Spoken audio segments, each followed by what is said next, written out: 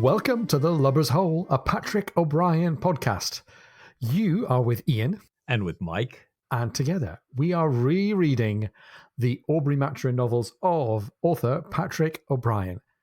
Mike, just like always, please would you ever catch us up on last week and help us look ahead to what's coming this week? Only too delighted to, Ian. Thanks so much. Last time, in Chapter 12, Jack was promoted to post captain and given temporary command of the Lively. Jack was embarrassed by Stephen's outfit, umbrella, narwhal horn, and beehive coming aboard the close-knit, incredibly well-handled crack ship. Stephen became known aboard for his medical skills and his humor, curtailed. I've got that in air quotes there. And Jack, known for his battle experience.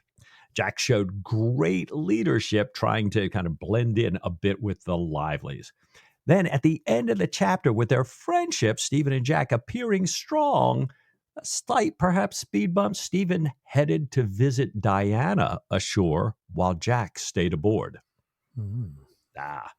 Now, this time, just as everything seemed to turn around last chapter, get ready for them to turn again. In this very short chapter, Jack tries to work his way on the Lively. Stephen makes a stunning find ashore, and Jack learns why you have to be careful what you wish for. Oh, very good, Mike. Before we get started, let's do a quick parish notice here. As lots of you have probably noticed, we have our 200th episode of The Lubber's Hole coming up next week. And we're excited and proud that we made it to 200 with all of you helping us along. Now, what we're actually going to do is cover the final chapter of Post Captain, which is a very long chapter, in 2 episodes. So that'll get us through episode 200 and episode 201. So our official celebration, if you like, of the bicentenary is going to come the week after that. And that celebration episode is going to take the form of a listener Q&A, questions and answers. So we'd love it, please, if you could let us know your questions. What have you always wondered about the show, about Patrick O'Brien, about Ian and Mike? What have you ever wondered that you'd like to ask us about? And if you'd like to ask a question that could get featured on the show and maybe even answered by me and Mike, please head over to our social channels. We're on facebook.com/LubbersHole. We're on X, formerly known as Twitter, as @HoleLubbers. And go to either of those and pitch us your questions. And we promise we'll do our best to answer as many as we can, as completely as we can. Now, after that, Mike, we're going to be headed for our slower reading of HMS Surprise, one of the final turns in the story of The Lubber's Hole here. That should get us almost, but not quite, completely caught up with our slower reading of O'Brien. So that was a look ahead to where we're going with the show. Back into our chapter here, Mike. Where are Jack and Stephen as we pick up the story here?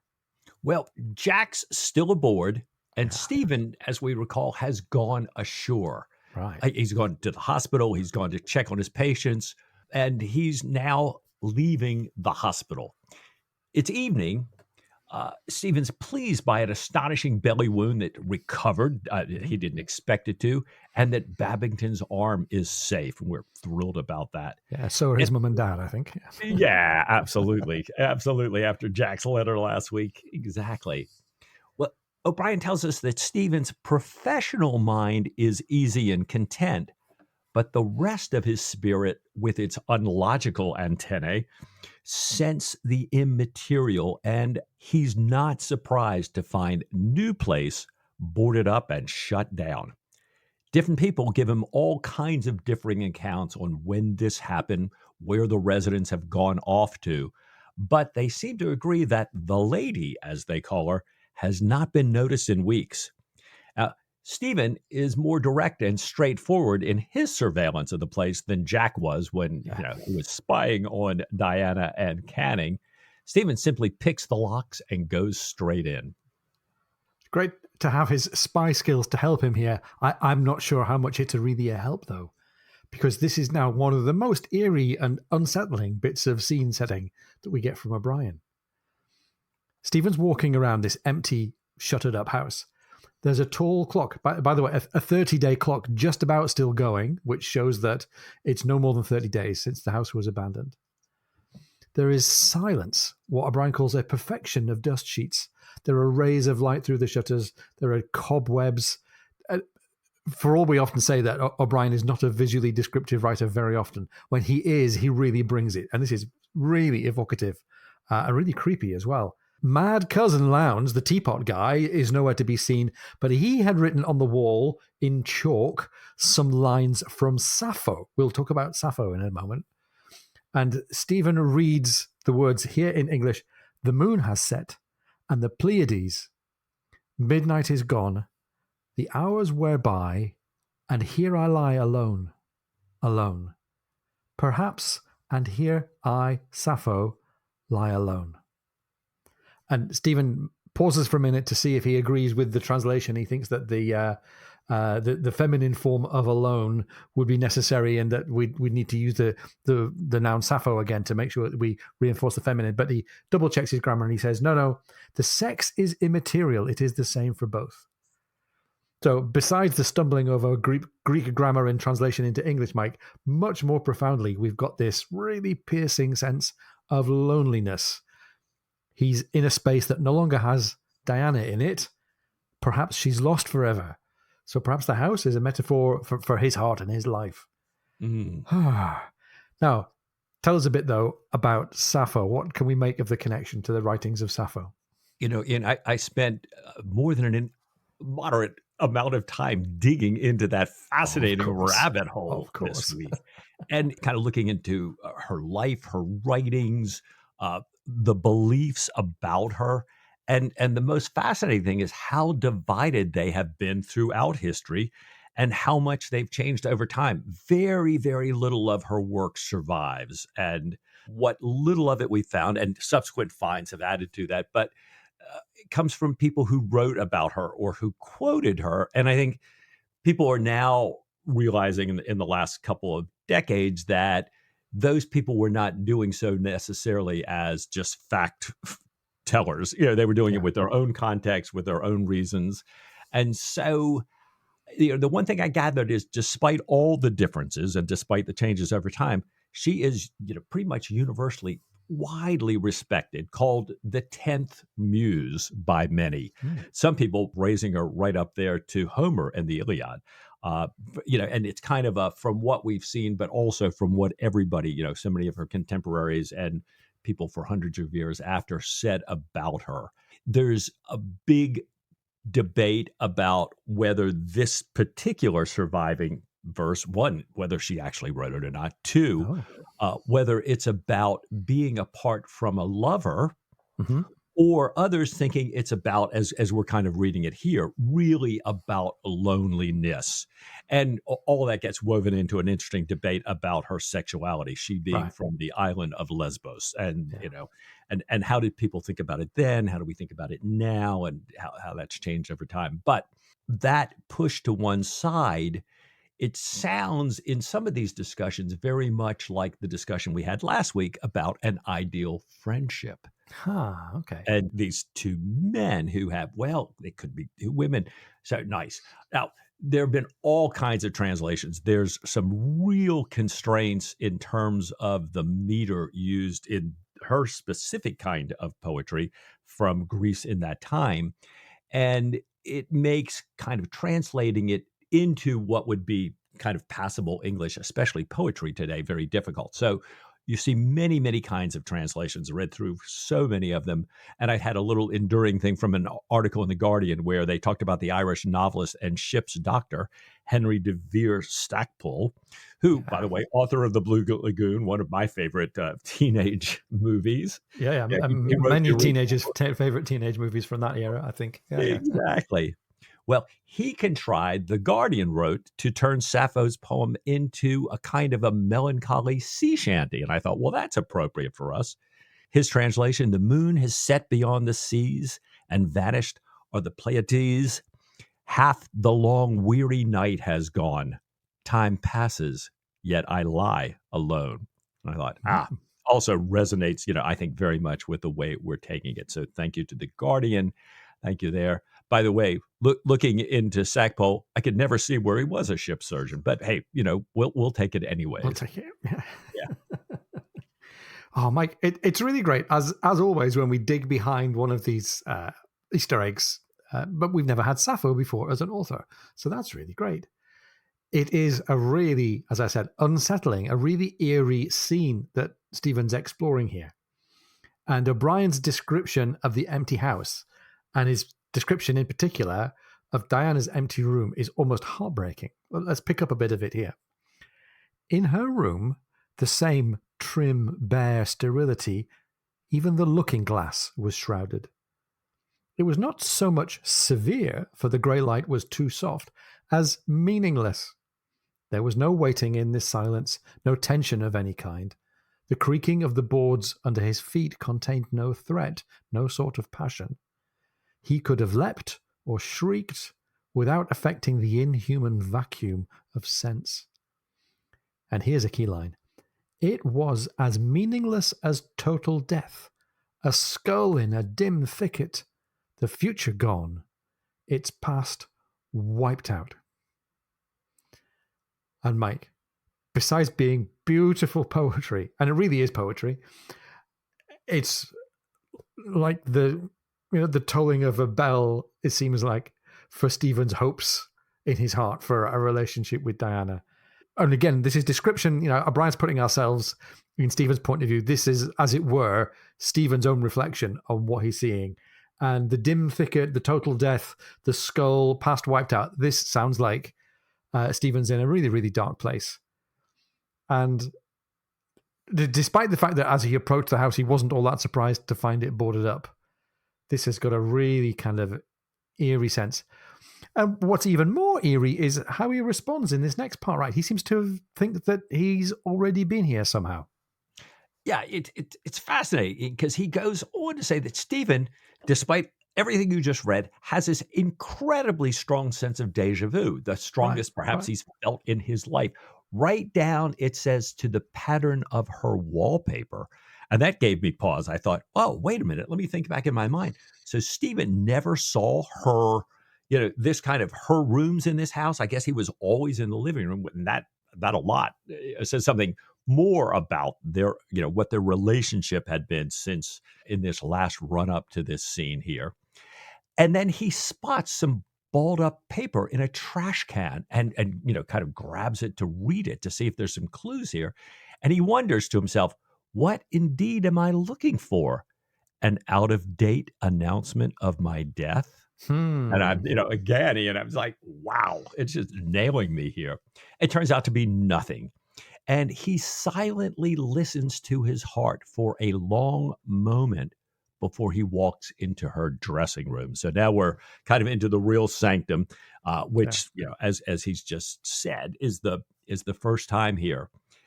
And it's also bare. There's basically nothing except every once in a while what he describes as the ghost of her scent, which comes and goes almost non-existent in some parts, a little stronger in other parts. And Stephen says, at least this is not the horror of the last. And I thought, wait, is this not the horror of the last time I smelled this scent kind of out of place a little bit, like when he smelled it on Jack, which kind of rolled into the duel? Or is it not, Ian, you mentioned, not the horror of the last? Right.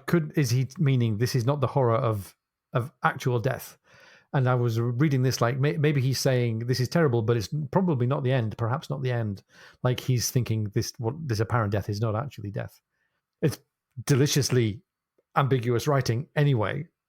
But oh my gosh, it makes you think. Right. Stephen's visitation around this house continues here. He closes the door, walks down the hall, and stops the clock. And Mike, this action of stopping the clock seems very much again like an echo of death. Like the poem "Stop All the Clocks." This is announcing and symbolizing death, it seems to me. He leaves through the garden. He locks behind him carefully the doors whose locks he had picked to get in the first place.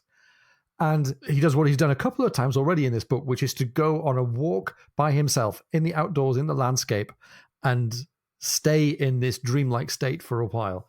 He walks along the coast road towards Deal.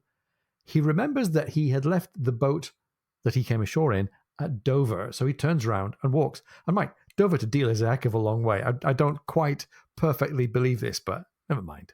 It's fiction. He walks the many miles back to Dover along the long, sandy road, knowing that when he gets back, it'll be too late for conversation and civilities. And I think he's kind of relieved by that, both because he's got this introverted character and because of where he is in himself. He's, I think, relieved not to have to put up with anybody's company. Absolutely. So, Mike, I wonder how he's going to do in the morning. What's waiting for him the following day? Well, it's interesting. The surgeon, Mr. Flores, shows Stephen his sick bay, equipped with his personally invented windsail to bring fresh air below. And we'll hear this kind of many times in the canon. And Flores has what O'Brien describes as a flattering, deferential eagerness for Dr. Matron's opinion on his patient Wallace.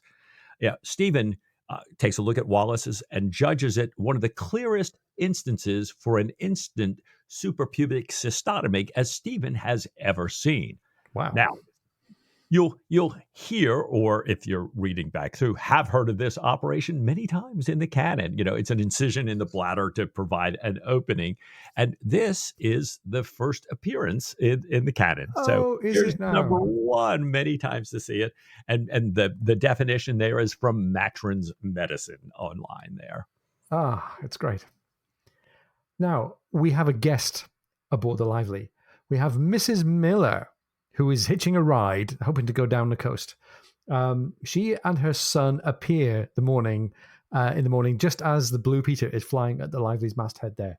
She's a pretty young woman, and I can't figure out whether O'Brien likes her or wants us to slightly disapprove of her based on this description of her. She has a hint not of boldness, but rather of that freedom which a wedding ring and the protection of a child provides. And I'm wondering if there's a bit of a contrast there with the not boldness, but something else of a Sophie, for example, who's ashore, not protected by a wedding ring and not protected by parenthood. Jack welcomes Mrs. Miller aboard. She apologizes to him for the intrusion of her being aboard, and she says that little Bridges, meaning her son, should not be any trouble. He's used to ships, he's never sick, he never cries. And Jack says, no, it's fine. We're delighted to have the honor of your company.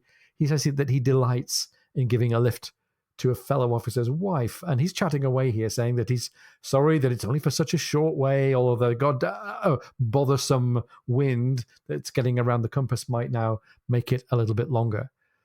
And maybe his mouth is running away a little bit, and he's being a little bit gallant, and he's showing a bit of a lack of composure, because the son, the little boy, asks his uncle, who's on the quarterdeck there, Lieutenant John Dashwood, asks why Uncle John is nodding and winking at Mama, because he's peering round from behind the captain's back. And the little boy says, she has not talked to the captain too much yet, and I dare say she will stop directly, and I have said nothing at all. Which is very cute from the kid, right? Very cute. Right. By the way, I think O'Brien did a really nice job choosing Dashwood as a name for a lieutenant on board one of our ships.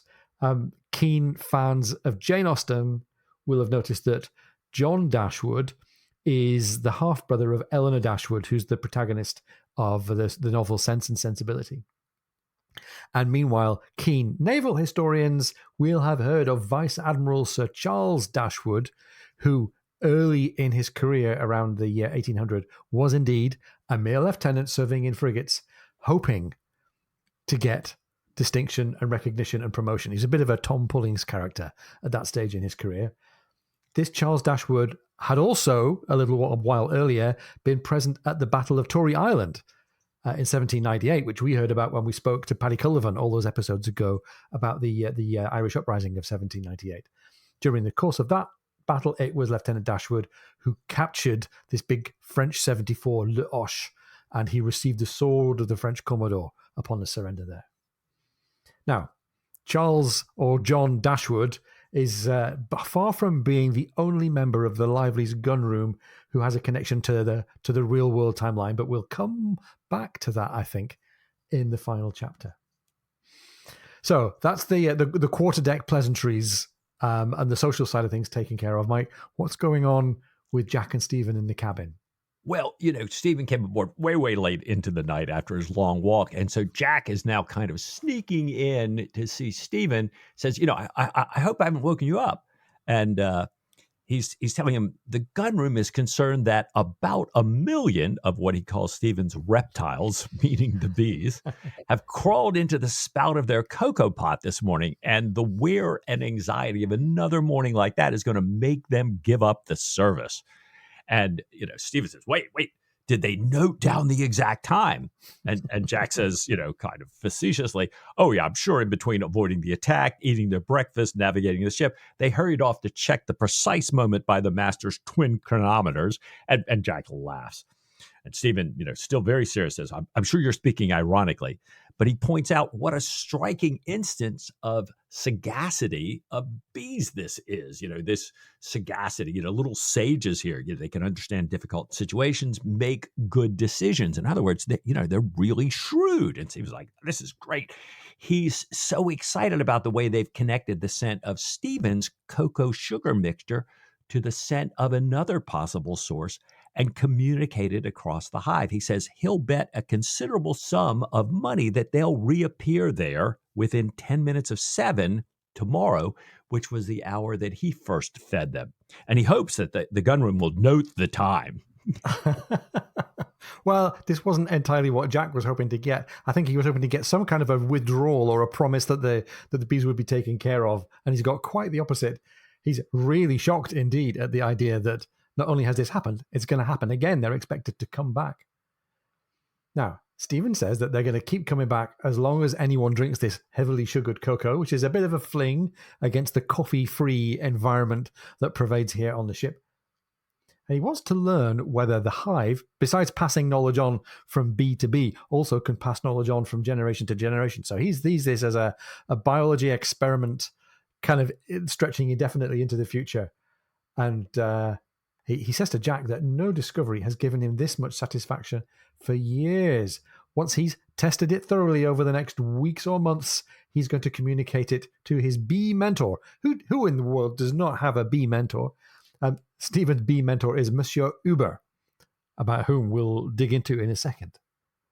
But this is Stephen, I think, working hard to maintain positivity and levity when in the background here, he's really, really hard hit by the state of his situation with Diana.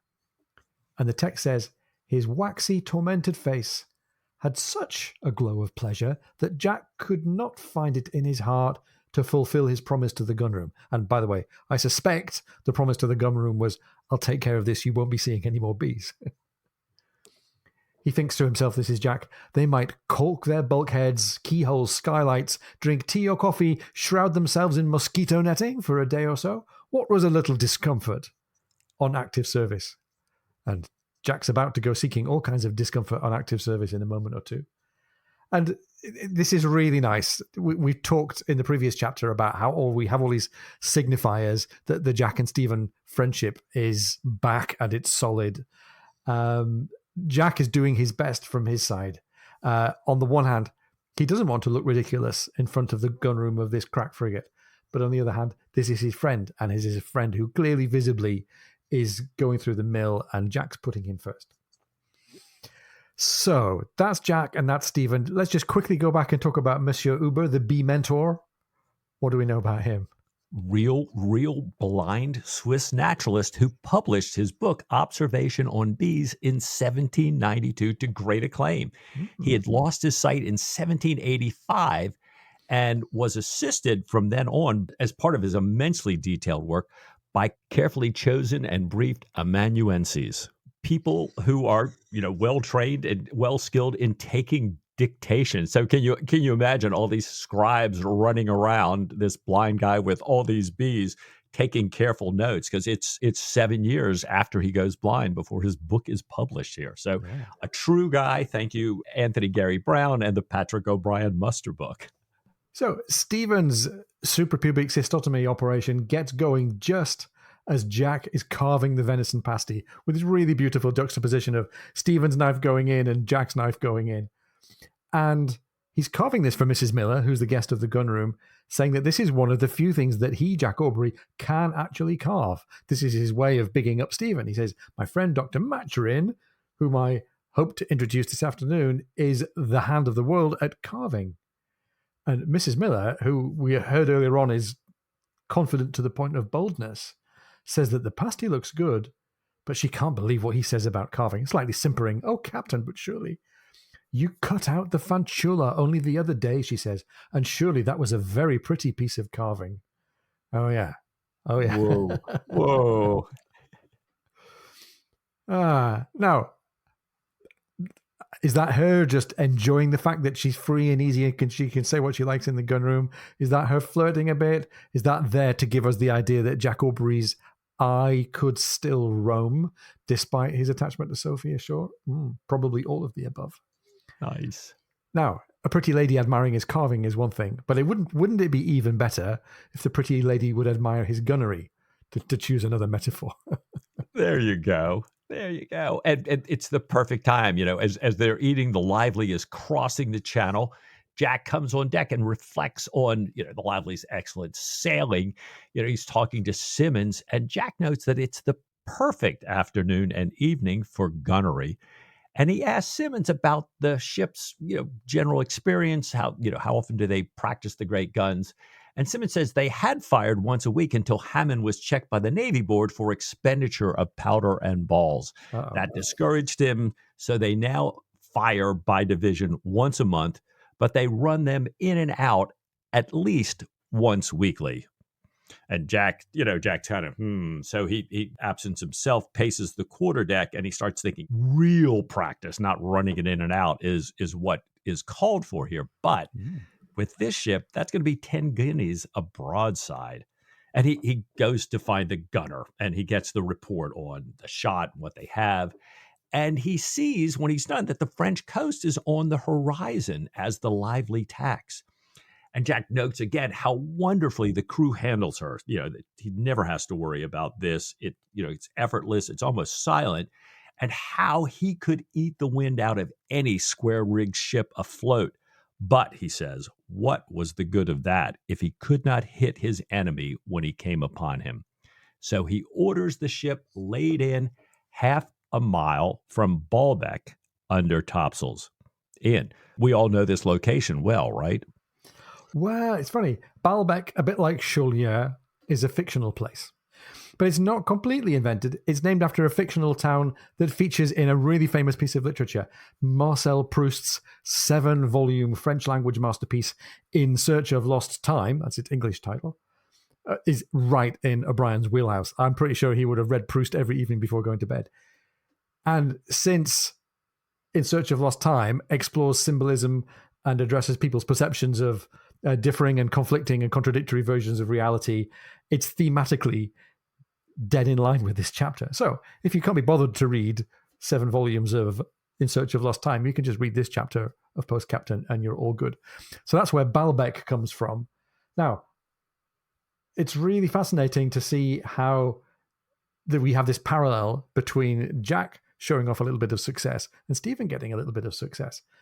Jack goes to find about the operation from Stephen. How did it go? He says, went really well. As charming a demonstration of his method as he could have wished. Perfect conditions. The patient lived. And Jack says, that's great. Any landing that you can walk away from is a good one. Any surgery where the patient's breathing afterwards is a big thumbs up. And he asks Stephen then if he'll do him a kindness. And Stephen looks a bit kind of grouchy and shrewish about this and says, well, maybe. Could you just move the bees, he says, to the quarter gallery while the guns are firing so that the bang isn't bad for them and they don't have another mutiny on their hands? And of course, Jack is really dressing up this favor as a favor to the bees, but really what he's saying is, get your reptiles under control, at least for this next part. And Stephen, bless him, is happy to help. And Jack goes back on deck. He's got sweat running down his spine from having to encounter the bees once again. But we're cleared for action, and whatever is about to commence is about to commence. The drum beats. The crew of the Lively hurry to their stations in the ordinary way, but they know that this is no ordinary ritual. This isn't the kind of dumb show that they've been doing once in every few days. They're half a mile from the coast. They're so close that they can see a flock of sheep on the shore and the shepherd staring at them. And as this is going on, the order comes, out tompions, which means take out those wooden covers off the ends of the guns. Some of the tompions, however, are stuck because they've been sat in their guns for so long. But the good news is they're all out as they approach. And the battery of 3 24-pounders that's guarding this little port of Baalbek opens fire. The battery vanishes in its cannon smoke. And Mike, this means that round shot is on its way to the Lively. Jack orders fire returned in succession. He says, leave a half-minute interval between each gun. And he tells Mr. Fanning, I want you to note the fall of each shot and corresponding number of the gun. The French are accurate but slow. Perhaps, Jack thinks, short-handed. They knock away the Lively stern lantern and put a hole in her topsail. Once in range, Jack gives that order to fire. The Lively is slow and inaccurate. Only one shot hits the battery at all, and there's a derisive cheer from the battery back to the Lively. So Jack's hoped for high standards of gunnery, not quite there yet. As they come abreast of the battery, which is a quarter of a mile away now, Jack orders a broadside. And as they continue to take fire from the shore battery here, the Lively is hulled in the mizzen chains towards the back end of the boat. Jack sees two midshipmen just duck a little bit to a ball passing overhead, but they have the presence of mind to stand up straight again and pretend like they didn't really duck. They've never been under fire before, to be fair, and they're looking around anxiously now to see if the captain noticed their slight hint of cowardice here. Jack is not really paying attention to this. He orders fire. There's a roaring crash, and in the clearing smoke, they see stonework knocked sideways and the tricolour on this fort leaning drunkenly. The Livelies give up a cheer, but they're not running out their guns with anything like the speed that they fill their topsails, so they're still really struggling to keep up with Jack Aubrey's expectations here. The shore battery is still firing, though. It sends a ball into the Lively stern, and in a little guilty moment here, Jack thinks to himself, oh, I hope that was the quarter gallery, meaning, oh, maybe the bees. Maybe the bees are taken care of. The range opens up, though, and as it does so, Jack orders Simmons to get the main battery guns run out. Another ball comes in from the fort and hits their boats on the booms there, and the batteries of the Lively fire. 2 shots go home. One of them, a fairly lucky hit, actually silences one of the battery guns outright. So this is now going better and better. They come around, they tack. The larboard battery is now facing inshore. The larboard guns fire in succession. The men are getting into it. They're sweating. They've got their shirts off. Then we get a broadside all together. And coming abreast of the fort with the range getting closer still, they're close enough for carronades. So they fire the carronades and they see now the little garrison, the little crew of men who'd been manning this fort, piling into a boat and rowing away like Billio. There's another boat of theirs that's kind of floating free because a lucky shot from the Lively had cut the painter and the boat's now adrift. And Jack cries, fire, one last time. The battery leaps into a cloud of dust. They've pretty much destroyed it outright. And Jack says, okay, hold on a second. How are our boats doing? Because he's heard this crash. The news is only one boat was hit.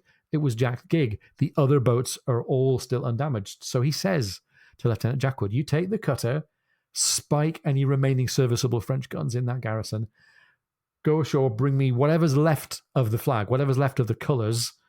We're going to present it to Mrs. Miller with the liveliest compliments. And by the way, grab that spare floating French boat, and then we're all square. Never mind the fact that we lost the captain's gig. We've got a French boat to make up for it. So this is a happy time, right? Right.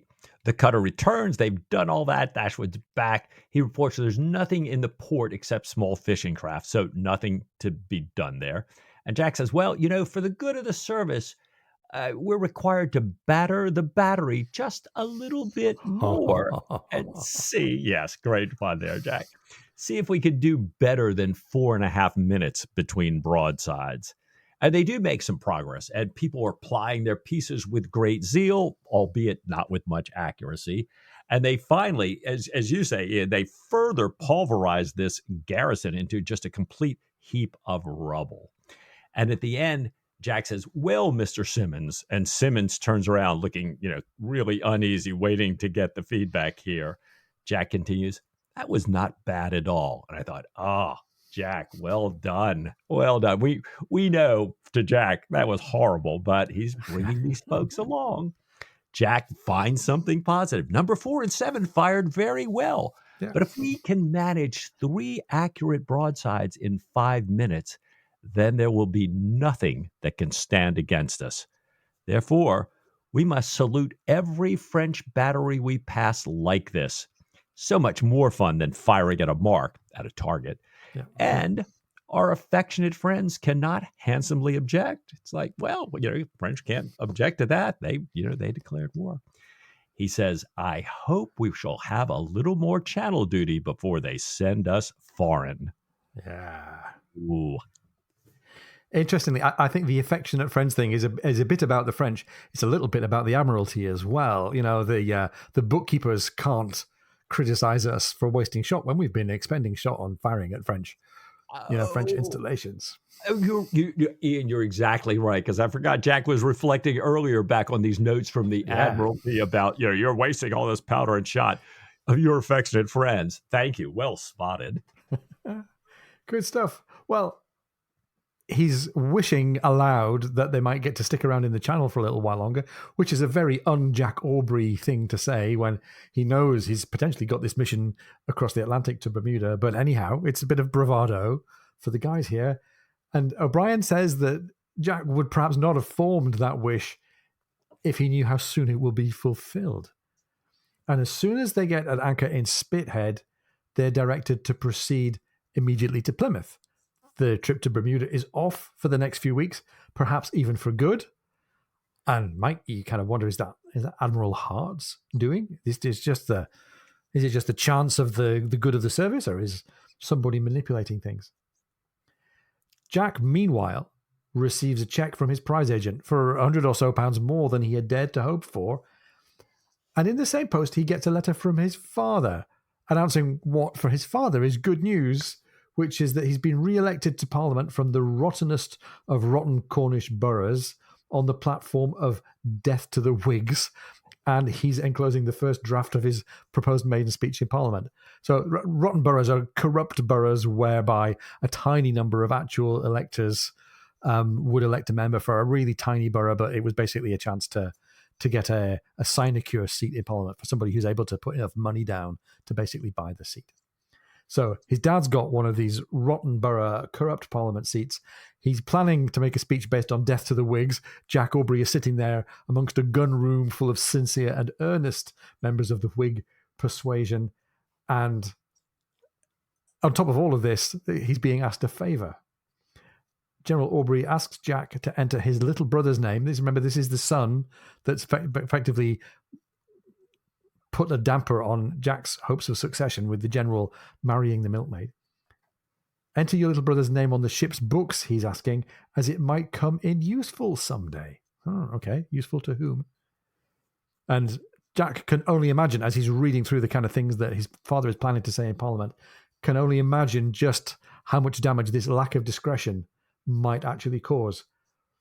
Maybe he's thinking about what might come from his father delivering an anti-Whig speech when, besides Jack being at sea with a bunch of Whigs, it's entirely possible that the Whig party might soon be back in power with a new First Lord of the Admiralty presiding over Jack's fate. Not to mention, of course, the reaction of Captain Hammond and all the rest of the Livelies, as we've said. So, it's still not going entirely smoothly for Jack Aubrey. At least, though, I think temptation in the form of Mrs. Miller is out of sight for now, because she goes ashore proudly carrying the tattered remnants of the tricolour from the battery at Baalbek. Nice. Well, I think O'Brien, perhaps a little bit tongue-in-cheek, says, the ship celebrates Jack's newfound wealth, this check, small check from his prize agent, and his father's election by pounding another battery into the ground and destroying a semaphore station along the way.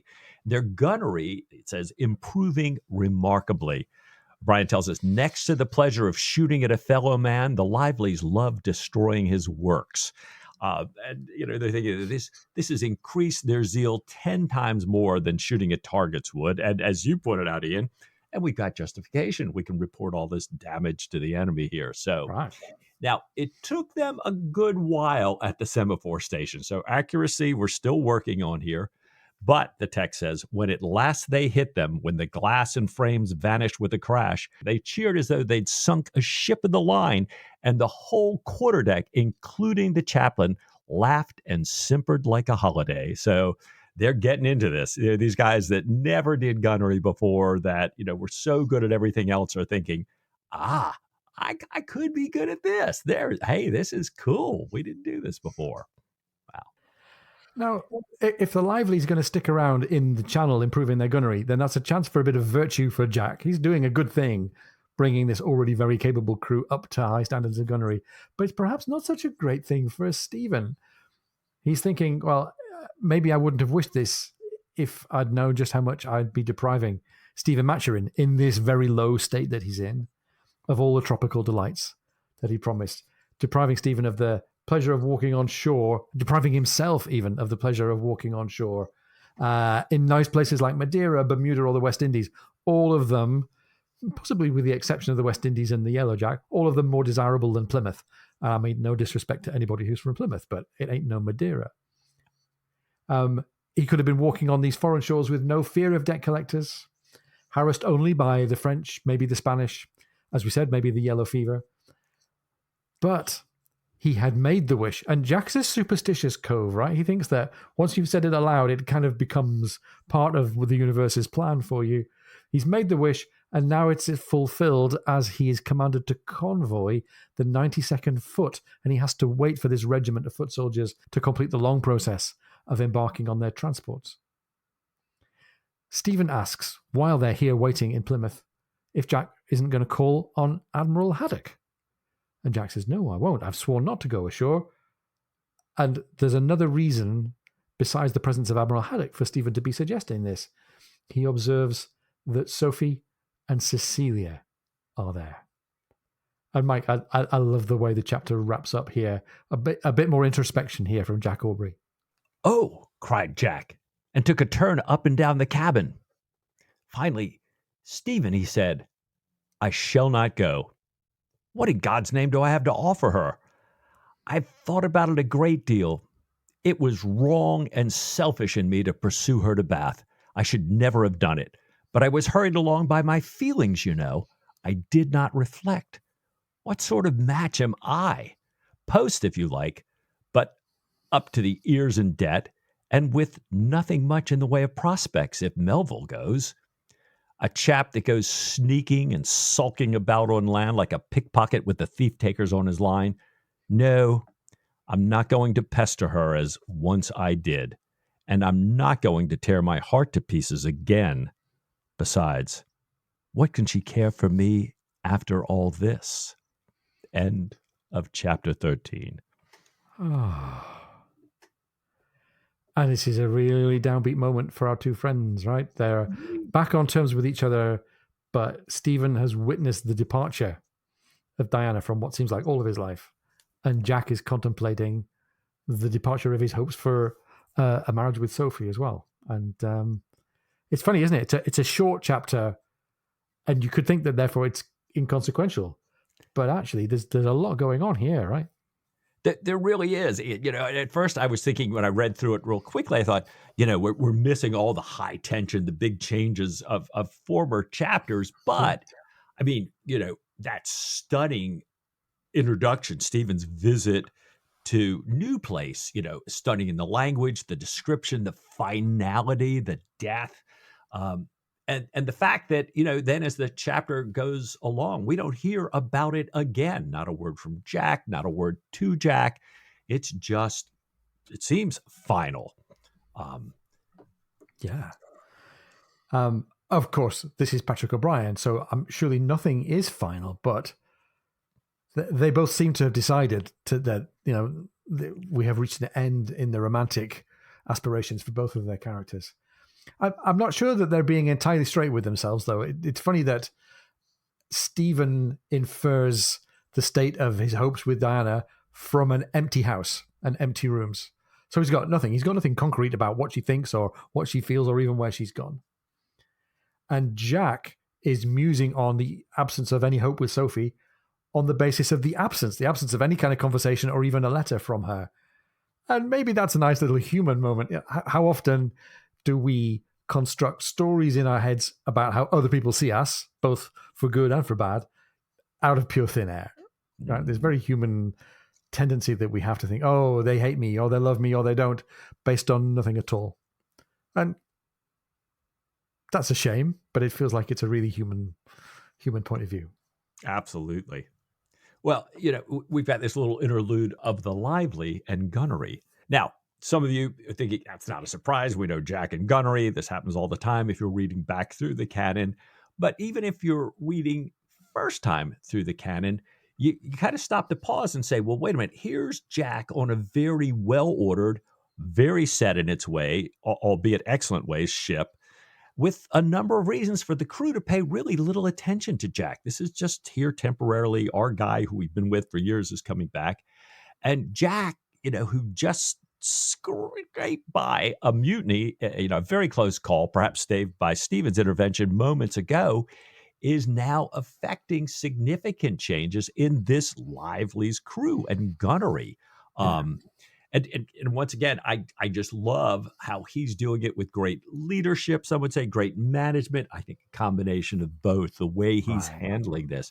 And I think that's, it's not just, we got to have a little ordnance, a little sound and fury and smoke just to keep everybody happy. No, it really is moving it along here. Yeah. And the other thing that has moved along a long way, of course, in the last chapter and a half, is the relationship between Jack and Stephen. It was on the precipice, and it seems like we're safely back from the edge, even to the point that Jack is willing to indulge his friend in a few thousand bees, despite the promise that he had made to the gunroom to take care of all of that. And meanwhile, we've got another set of plot changes introduced here almost by sleight of hand. Just by the way, they were about to sail a long way off to give Stephen some botanizing and some natural delights, to give Jack some of the independence from admiral orders that we know that he loves, with a gun-ready crew, with a fast, well-handled ship that's even better than a well-oiled machine. This ought to sound like the chance for Jack to go and take prizes, get out of debt, get back into good order with Mrs. Williams and with Sophie. But he wishes aloud for channel duty, maybe only half seriously, and it comes true. So he's stuck here. No immediate prospect of prizes, no prospect of independence, no freedom to walk on land, and he's bitter about that in that closing paragraph right there that you read for us, Mike. Yeah. And just like Stephen's relationship with Diana appears to be finally over, given that early scene, Jack, who's so close, we know he's so close to having something with Sophie, given what we've learned from Stephen, Jack sounds to us like he's just willing to skip this last chance. She's right there. She's right there, Jack. We could arrange something. Nope, not going to do it. So here we are. We have our two heroes. We're only 13 chapters in a 14-chapter novel. We've got the whole world still ahead of us. We have our two heroes in this novel that, as we keep saying, is very Jane Austen-like, which is set much more ashore than it is at sea. And we've got to wonder, are we going back to sea now? Is the action and our heroes returning to the context of Navy and the naval war?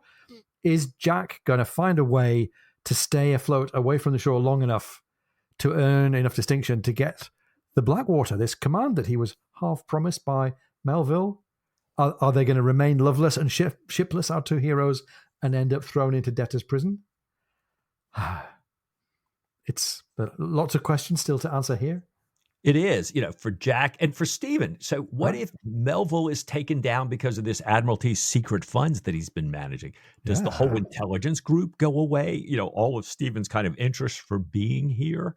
I'm thinking to myself, well, Stephen, maybe you need to double down on the bee research, start selling those woolen garments you invented on the side, maybe run a bear disguise smuggling immigrant operation across border. I don't know, Stephen. Might be time for some side gigs. Well, Mike, these are all important questions. And of course, We're keen to hear what questions our listeners have got for us coming up for our bicentenary Q&A. Don't forget to hit the socials and tell us about your questions. But for these and all of the questions, Mike, I suspect there's only one way to find out. What do you say next week to just a little bit more of this excellent Patrick O'Brien? Oh, I should like that of all things.